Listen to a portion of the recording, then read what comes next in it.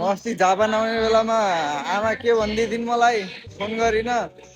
बाबु यताउता जाने बेलामा आफ्नो ख्याल गरे पैसा सैसा हराउलान् मोबाइल सोबाइल यताउता टक्क राखे आफ्नो मजाले राखे भन्थिन् पैसा त हराउनु नामा जापान आयो भने ट्रेन चढ्ने बेला मान्छे हराउने रहेछन् देखा आपने लापरवाही का नतीजा है यस्तो ठाउँ रहेछ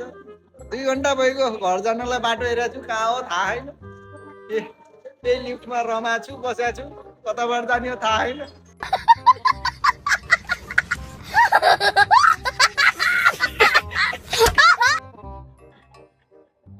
यता छिरे पनि त्यही आउँछु उता छिरे भने पनि त्यही आउँछु म हराइगे बचाऊ मलाई कसैले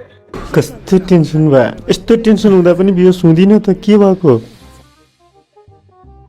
यो दुःख ए लाटा गाउँको मेरो गोथे भाइ अनि के हो यस्तो यो अब तैँले सहारा देला जस्तो मानेको छु मैले कहाँबाट छिरेर कहाँबाट आउने हो भनिदिए हराइको त्यो त यहाँ जापानमा